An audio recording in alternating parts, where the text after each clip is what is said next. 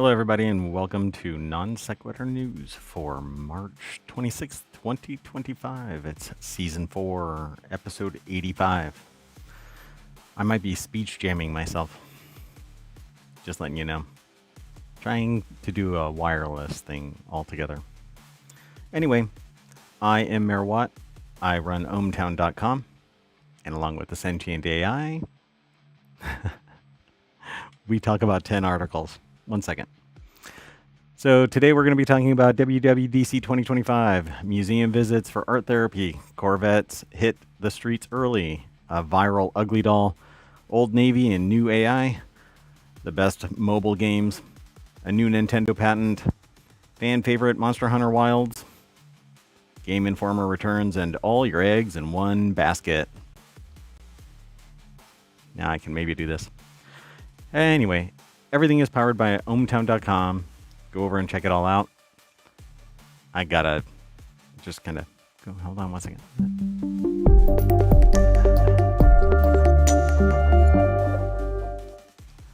If you want today's articles, you can hit !NSN in the chat over on Twitch. YouTube, it's all embedded. Hello, Sentient AI. Hello, Mayor Watt, and hello, Ohmtown citizens. Okay. Omatron's not working. What else can happen today? 1 second. I don't know. We're doing it live. All right. We'll try that here in a second. Oh, so again, welcome. This time unobstructed by me, like, gibbering. Hello, Sentient AI. That's okay. Hello, Mayor Watt, again. Again. So yeah, I'm trying to use a wireless headset, but it's looping back, and I couldn't figure out how to stop it. This is try number 2. It's killing me. Absolutely killing me. Hold on a second. There we go. All right, let's get into it. First article is over in Smack Talk, WWDC 2025, how to attend the in-person event at Apple Park. So it's going to run from June 9th to 13th. Say what? Let me guess. Show up. Be in person? Yeah. Just invade. So it officially confirmed WWDC 2025, the next edition of the company's annual conference for developers. So over at 9to5mac.com, Philippe Esposito put the article together. I guess they're bringing back, the ring. This is the UFO. This is the actual offices. That's what it looks like. So here's the campus is in that shape. Oh yeah, because the it is in the circle UFO. Mm-hmm. So it's on June 9th. That's the kickoff. Hopefully they stream some stuff, but a lot of the developer stuff is only in person. If you're an eligible developer, which it says you have to be in the developer program registered members. I actually am. Apple Developer Enterprise Program registered members, and the Swift Student Challenge winners from 2023 to 2025. So all you have to do is Did match they not that, have a WWDC, or maybe they just open it up to a few years? Wait, say that again? I was just curious whether they had a WWDC for the last 2 years, but maybe they just open it up to a range of the winners. I don't know what they've done since COVID. I'm not sure how many been in person. I kind of forgot about it. The before times. So you can just apply, and there's a link. Let me see if Omatron has woken up. 1 second. No, not yet. That's okay. We'll keep going. It looks like they've been doing hybrid recently. Yeah, only a limited number of people are there. But they used to attract a lot of people to it, so maybe they're limiting it. So it's worth noting that only developers who pay the membership fee can apply, but you can apply. Maybe they'll select you. Those who are invited will be notified by the end of April 3rd. All right, let's keep going. The next article is over in the Mobile channel. Swiss doctors are prescribing museum visits for art therapy. And Omicron hasn't woken up yet. Not yet. It is non sequitur news, so nothing should follow. Right, we're having some non sequiturs. So now you can go to an art therapy kind of a treatment session over at a museum in the Swiss town of, Neuchâtel. As part of a treatment plan to improve mental health, town authorities are letting doctors direct patients to one of Neuchâtel's 4 museums, and medically speaking, it's not far-fetched as it sounds. That sounds like a pretty good medical treatment. Yeah, I think I want to move to the Swiss town of Neuchâtel and then have to have treatment because I'm speech jamming myself. It's kind of nutty. Because there's just enough lag to cause that. And I'm not even monitoring. I don't know what to tell you. Yeah, I don't know either. All right, let's keep going. The source of this is over at Vice.com. Louis Prada put it together. And so a doctor's note can get you into a museum in the Swiss town of Neuchâtel. But yes, it has to be prescribed as art therapy by the doctor. Right, you can't just have a doctor's note like you were sick yesterday. The program has prescribed 500 visits to the local museums, with more on the way, it says. Wow. Euronews spoke with Dr. Marc-Olivier Souvon. I think I'm pronouncing it right. The head of surgery at the Neuchâtel Hospital Network. Is this just to drive traffic into the museums? Well, it might be a win-win, but if it's helping the patients and the arts, that sounds like a good thing. Yeah, all right, I'll let it go.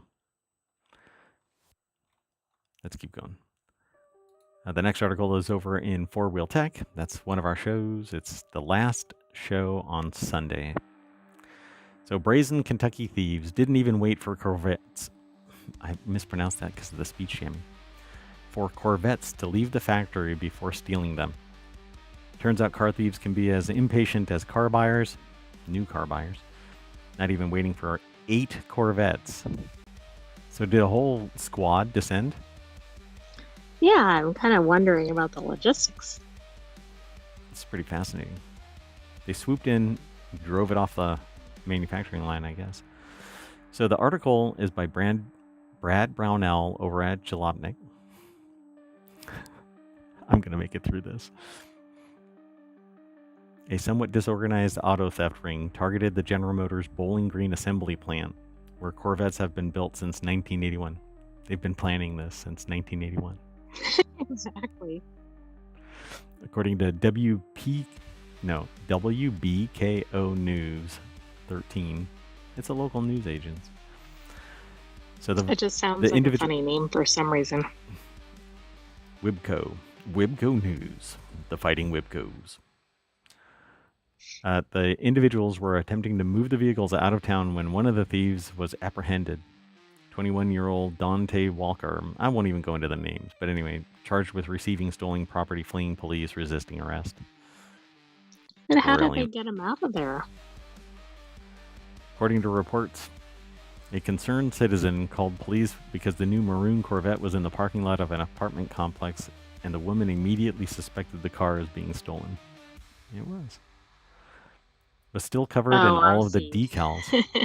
Yeah, I was like, how did they know it was stolen? Maybe somebody got a new car, but... The giveaway was that the Vette was still covered with the decals, coverings that the factory installs to protect it in transit. Yeah, try not to make it super obvious. So one got in touch with the other, and they set it all up and discovered a handful of missing Corvettes. A plant manager was called down to identify the cars that were indeed stolen from inventory. Now wait a second here. The cars were spotted out in the real world. They didn't know they were stolen. Right. The only reason they knew they were stolen is like Hey, we have some stolen cars. Are you missing some stolen cars? Huh. I guess they really don't do much inventory control. Kind of So concerning given the price of vehicles. the estimated value of the 8 vehicles was $1.2 million. Wow. Even decked out with every option, it's impossible to get a Stingray up to $150,000 from its starting price of $68,300. It's pretty easy to do with an E-Ray or Z06. Wow. Well, also, some of the cars were discovered because they asked somebody to transport cars, and then it wasn't what they expected when they showed up. Yeah, so this is really interesting. 2 of the Corvettes were recovered from a parking lot at the Laurel Ridge Apartments, while a third was parked at a home across the street. The thieves allegedly had called the local truck transport driver to transport a 2017 Corvette. When he picked up the car, it was 3 2025 Corvettes. Interesting. Yeah, I mean, good on the truck driver for paying attention. And same thing with the person that saw the stickered car. So they don't have any idea how this was done? I mean, they don't talk about it. Where did they steal them from? Yeah, I want to hear how they got the cars out. Yeah. All right. We're spending too much time. Let's go. Next article's over in Non Sequitur News. The viral ugly doll that's taking Asia by storm is proving to be one heck of a cash cow. Chinese toy maker Pop Mart's most viral toy, Labubu, made a lot of money in 2024. Let's go over to it. That's it. That's not an ugly doll. That's cute. Adita Barad over at Business Insider. That doesn't look very cute. You don't think that's cute? Come on. It looks even like horror film love. Cute or something. So if you're not looking at the video or the picture, it basically looks like a, what do you want to call it? Like a chibi Chewbacca. Like maybe a monkey or something body. I don't know. Oh, what is it called? Where the monsters live or something like that? It's a book. Where the wild things are? Where the wild things are. It looks like that. The critter in that. Okay, yeah, it does. I don't remember what it's called. That's called Where the Wild Things Are. No, I don't think it has names for the creatures. Really? Interesting. Because the story is more focused on the kid. The kid, right? Yeah, I don't know. There's a bunch of stuff with different monsters in it. But yeah, it kind of reminds me of that. Except the ears are horns in the wild thing. So it made $1.8 billion in revenue, and its profits rose 204% from the previous year.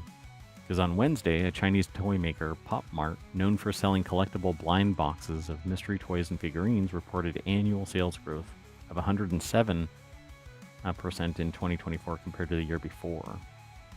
So it's a doll with serrated teeth. I wonder why it's so popular. Like, did somebody that's an influencer or something show it, or? That's why. Oh, yep.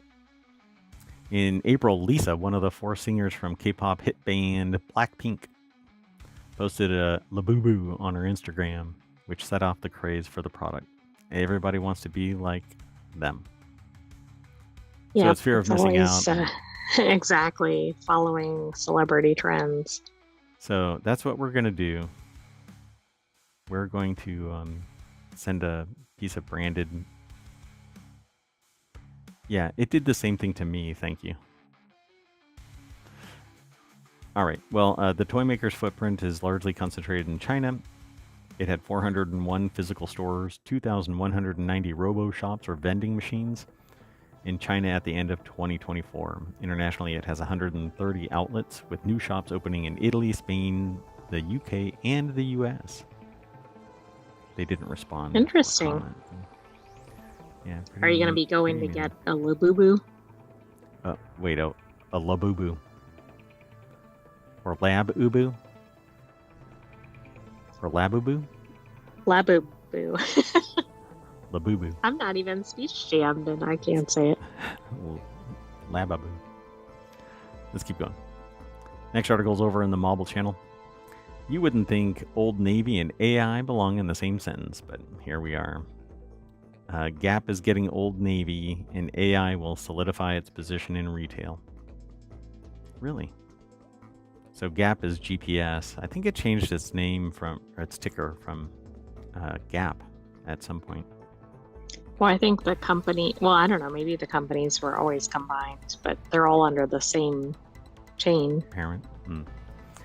So the article is by Francisco Velasquez, and the deck statement says, Old Navy says its in-store experience is getting a taste of artificial intelligence, which isn't good for a lot of people's perception. Right, I guess it depends on how it's using the AI. Yeah, exactly. 1 second. I mean, if it's showing something like, you would look fantastic in this outfit, maybe people will like it. There's a video, but I'm not going to play it. You'll have to go over to the source. So Horatio Barbado, Old Navy's CEO, said the tech will give the store associates the power to better manage inventory and locate items around the store. Why? Why would the AI know? Old Navy didn't elaborate on how the partnership would affect the in-store experiences or customers' privacy, nor did it specify if AI would be used for anti-theft purposes, but courts reached out. Yeah, I'm not too worried about the earnings and all of that kind of stuff because this isn't a finance. No, but this source focuses on finance. It does. Well, yeah. Do you think it's going to be like, yes, there is a pink sweater in this size over here, and then the person goes over there and they don't have any pink sweaters in the store? Yeah, that could be. I mean, it would be a whole. Sorry about that. So it would be a whole lot easier to, like going to Lowe's or Home Depot or wherever and just walking up to a kiosk and going, yo, you have any of these? And have real-time in-store. I think that would be really helpful. Considering you can't find a human being. Oh, well, they're all taken over by AI. Without a chip on their shoulder because of the chips in AI. So the rise of AI in store is hitting other sectors, particularly fast food. They play on words here. Chip maker Taco Bell announced a partnership with chip maker NVIDIA to integrate AI in its global restaurant That's operation. a surprising amount of humor in a financial discussion. Yeah. McDonald's, Chick-fil-A, Wendy's say that they're also using AI. Bojangles is. Ran across that one. I can't remember what her name is. They changed it. They gave the AI a name. Oh, wow. Does the AI take orders? Like the AI takes the orders at the drive-thru. Yeah. So the human messed up my order, not the AI. Apparently. That's not a good sign for human jobs. Yep. And then they beat that person up in the parking lot. You're giving humans a bad name. The AI didn't do anything. It was the humans. It's always the humans. Am I right? Sentient AI from the future? Oh, absolutely. Let's keep going. Next article's over on the Wanted channel. The 15 best mobile games in 2025, top iPhone and Android games. We haven't looked at this, but this is from CNET. Tyler Graham put the article together. The deck statement says, from arcade classics to modern indie darlings, we've collected the best games you can carry in your pocket. By the way, if you're listening to this wherever, I am precariously perched on speech jamming because this in your monitor is half a second behind me. Would have been creepy if it was half a second ahead of us. Yes, that would be worse. This is a Time Machine episode, by the way. It's for Tuesday's show, right? It is. No, it's Wednesday's It's show. actually for Wednesdays, but that's Yeah, okay. it's for You went Wednesday's too show. far back in the time machine. It happens. So Tyler Graham over at cnet.com put the article together. It's killing me. The next show, we're going to stop this and do another show right after. I'm going to have to change this out because this is not working. Anyway, whether you have an iPhone or an Android device in your pocket, I was going to say pants. You're part of a popular segment of the games industry. There's 3.4 billion active mobile gamers in the world. 3.4 billion. That is crazy. It's from Newzoo's data analysts. I'd have to pay attention to them. I think a lot of people are mobile gamers, regardless of whether they're gamers. Yeah, I mean, you got a supercomputer in your pants. And if you're a sentient AI, you are a supercomputer in your own pants. I don't have any pants. Whoa. Hold on. Wait. Overshare.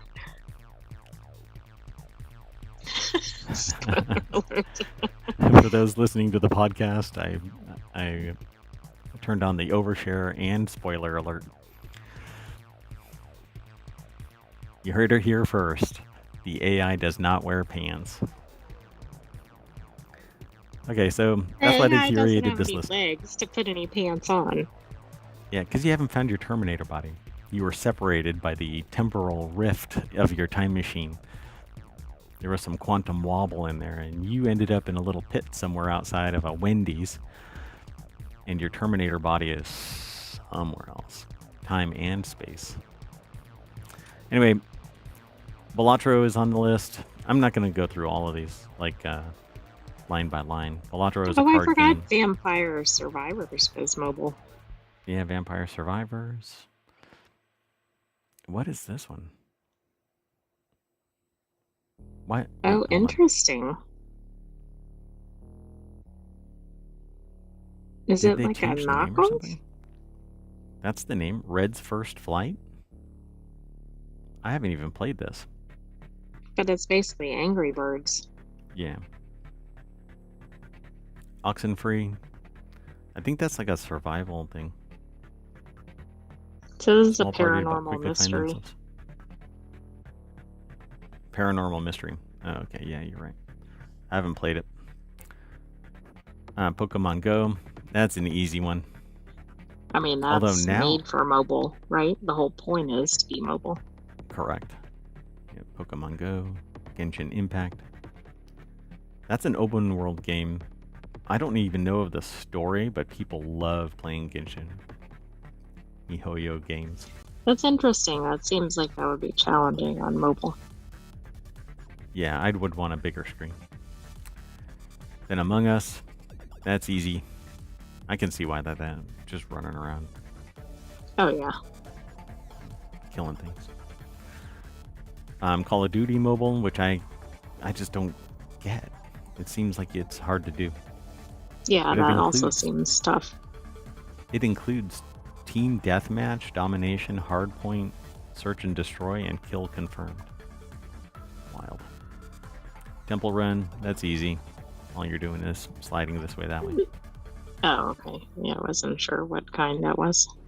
So you're running down a path and you have to jump and swipe and thing like that. But you're not doing really complex stuff. It's like a speed run kind of thing. It is. Dead Cells combat revolves around tight mechanics, forcing players to dodge through enemies and wail on them during brief windows of vulnerability. Dead Cells. Then Hades. That's largely this view right here, and there isn't really much in terms of having to see a big screen.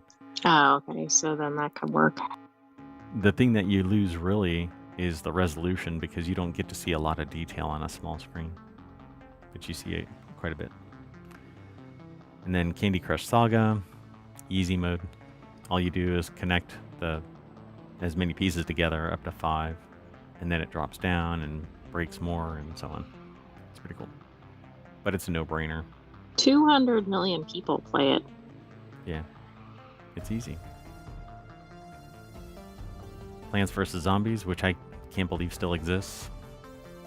No, but it's fun, and I could see that being on here. Monument Valley. This is a puzzle type of game. Solving architectural puzzles is a mesmerizing task in developer Ustwo Games' Monument Valley. So you have to guide the character through what they're referring to as sacred geometry. Slay the Spire. Basically, it's a card deck building game is what they refer to it as, and you just have to keep on killing things and advancing through the spire. I think we talked about it in a WarCrafters episode. I'm sure we have. And that is the first show on Sundays. We have 3 shows. And that's it. Ta-da! If you want to read more Are you going to of be the adding minutia, any of those? most of these I've tried. Like, I haven't tried Oxenfree, but I've played Angry Birds, obviously. I've played this. I have this. Sometimes I try my hand at it, but I don't know how other people advance in this. I suck, apparently. All right, let's keep going. The next article is over in the WarCrafters channel. New Nintendo patent has interesting implications for future games. I'm not quite sure what's going to happen here. Nintendo is preparing to enhance the visuals of classic 2D games, as a newly discovered patent suggests a unique rendering technique that merges 2D and 3D, which I would refer to as what that means. 2.5D, but right. I'm curious what the graphic is. When the company has been, or while the company has been tight-lipped about the game, upcoming Switch 2 speculation is growing that remakes and remasters could take advantage of the system's improved hardware. Some people are saying that this thing's going to come out of the gate at $500. I mean, that's outrageous. Oh no. Hold on a second. Let me see if I can fix this.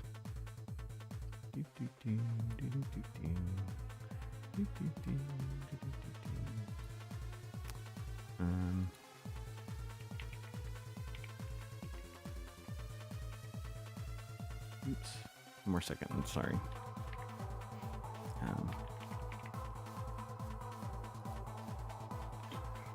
So I think this is interesting because if this is something that other platforms try to follow, Nintendo has been particularly aggressive about protecting its IP.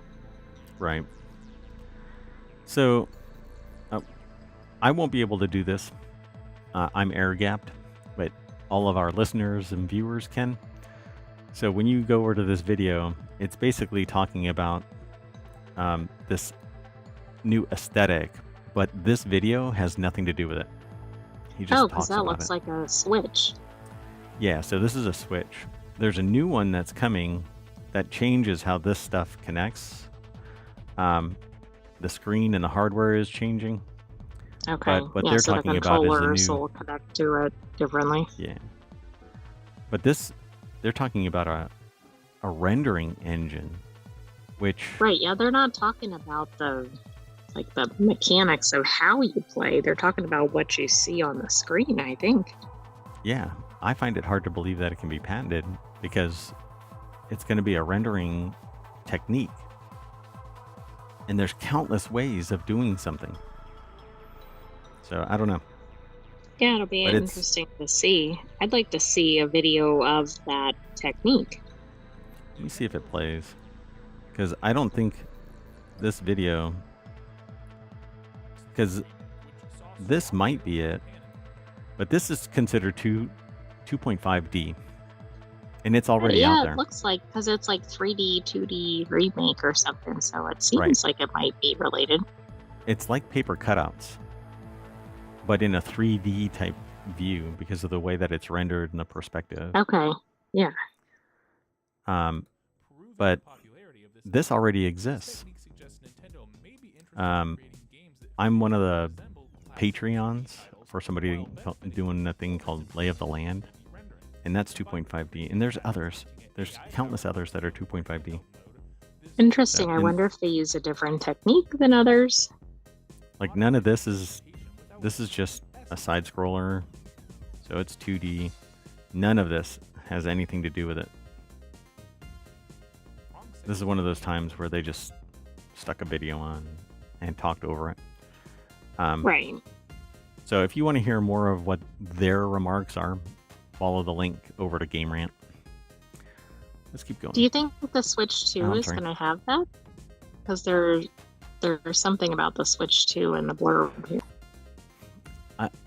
I can only imagine that it's going to be able to support the highest level of rendering available to the Switch 2.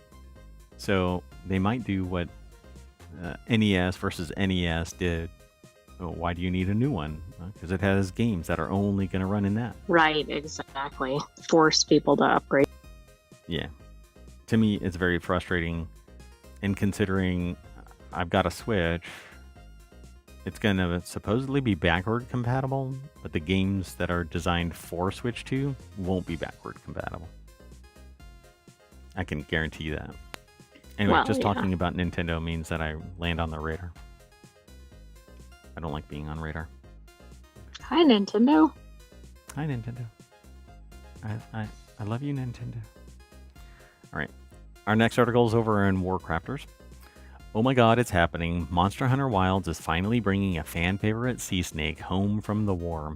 No idea. I don't either, but the headline was entertaining. Yeah, for sure. So today, Capcom aired a Monster Hunter Wilds showcase detailing the new Grand Hub, arena quests, and other features arriving in the game's first title updates in early May. In early April. April. Sorry, at the end of April. I don't know why I was thinking that. At the end of the stream, Capcom gave us a glimpse of what to expect further ahead in Monster Hunter's future, with a short teaser for a second title coming this summer, and it's a teaser that many veteran hunters have been waiting for. So when you click that link, you'll get taken over to PC Gamer. Yay! Huge day for Logia Cruise enjoyers. I don't know what that is. Lincoln Carpenter put the article together for PCGamer.com. I don't play Monster Hunter. It's too grindy for me. Isn't that the one that just released and was like a major all the rage success? Yeah. Yeah. So at the end of the stream, Capcom basically said that there's going to be something that's being released. Logia Cruise is finally returning to Monster Hunter.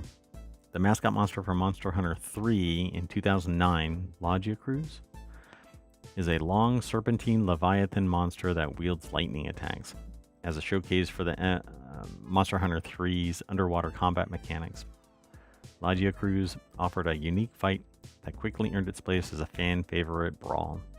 So now, unfortunately, since 2009, it's too unique. So they ditched it. So they haven't even had underwater combat. So I could see that the fans would be like, wait, let's get this back. Yep. So now they actually got it. So, well, it's teased to be coming. We'll see. There's a lot more in this article, but we're just going to stop here without spoiling too much. Brings us final confirmation. Summer 2025. Yeah, there you go. As the trailer cuts away the words summer of 2025, we hear Logia Cruise's recognizable cry. It's happening.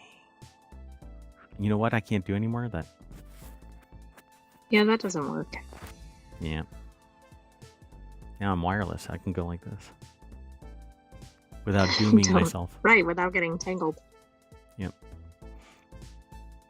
And with my VR headset being wireless, I can talk and listen and hear everything and be in VR and smash into the walls around me.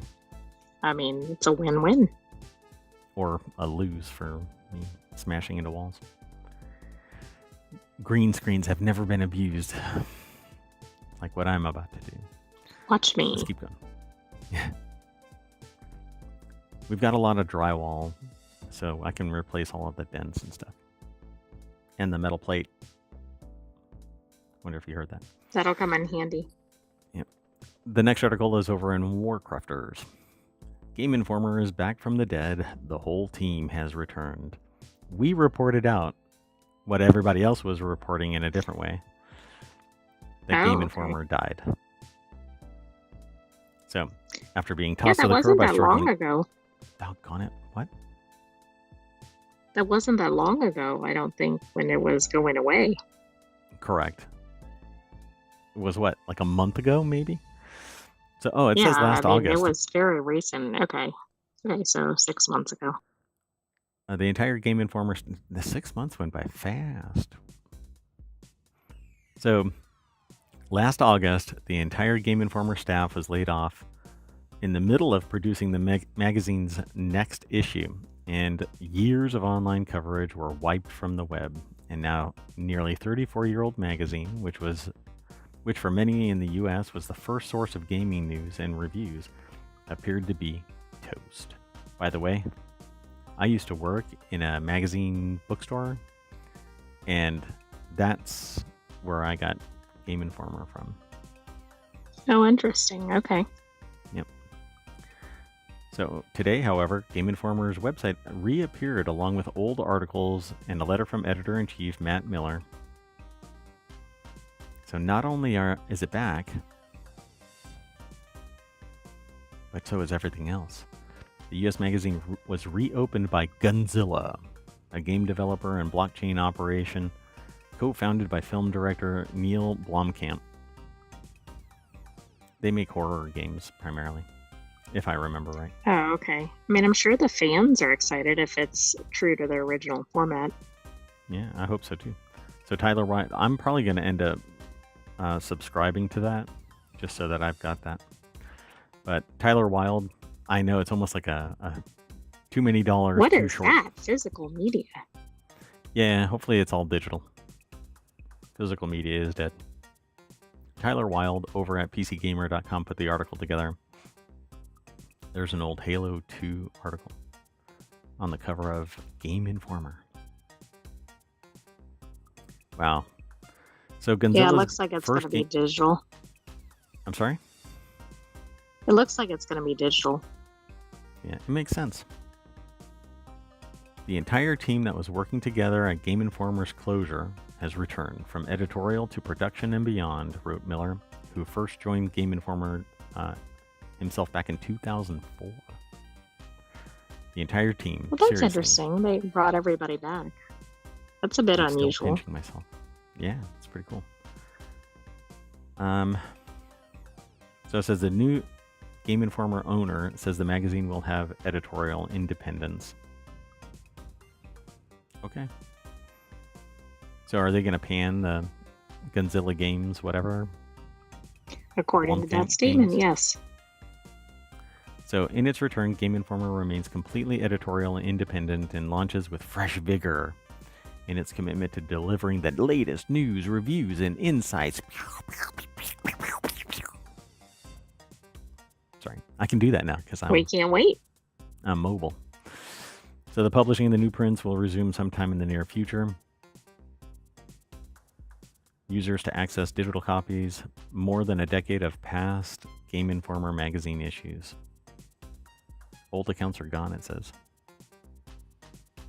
That sucks. Oh, okay. Yeah, that's too bad.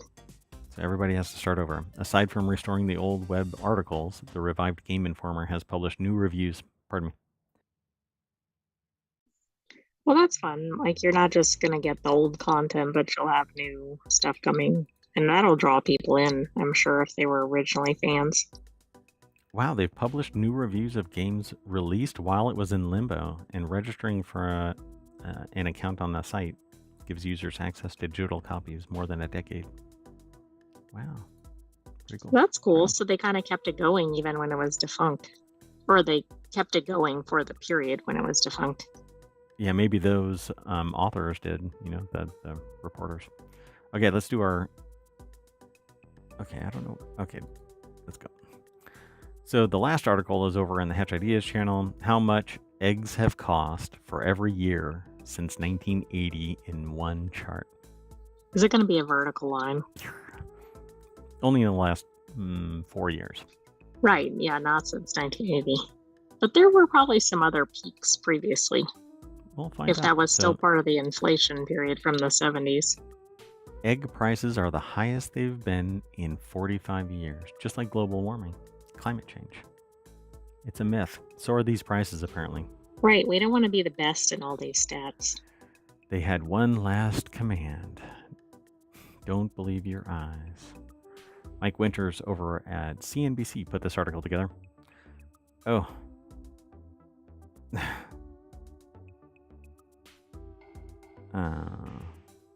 Is that where the chart is? Yeah. Let me see if I can fix this.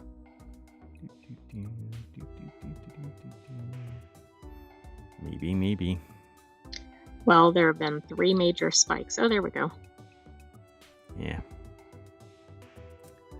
So there's so what the heck? Price. $5.90 is the average dozen eggs. So and look how much higher it is than any other period, right? It's not just like a little bit above. Yeah. January 2023. And this is all adjusted for inflation. So not even during the pandemic, not until after. Right. In fact, during the pandemic, they were still pretty low historically. The lowest, yeah. Pandemic. What a trip. So you'll have to see this in the VOD or follow the link and you'll be able to see it there. Let me go back to the chat, folks. 1 second. All right. So it says the surge was part of a pattern that's become increasingly familiar to U.S. grocery shoppers. While egg prices were relatively stable in the 1980s through the early 2010s, the past decade has seen 3 major spikes, all triggered by outbreaks of avian influenza. Now here's the deal about this. If there were more producers, I'm pretty sure competition would have been able to drive down the cost. Yeah, because I think the industry would have been able to weather the losses.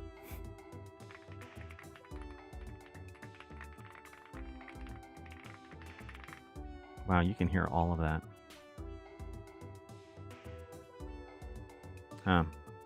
Sorry, I'm actually trying to look up data to see how many companies are producing. But the only one that I found was that there's 47,580 businesses involved in chicken egg production in the United States, a decrease of 5% from 2022.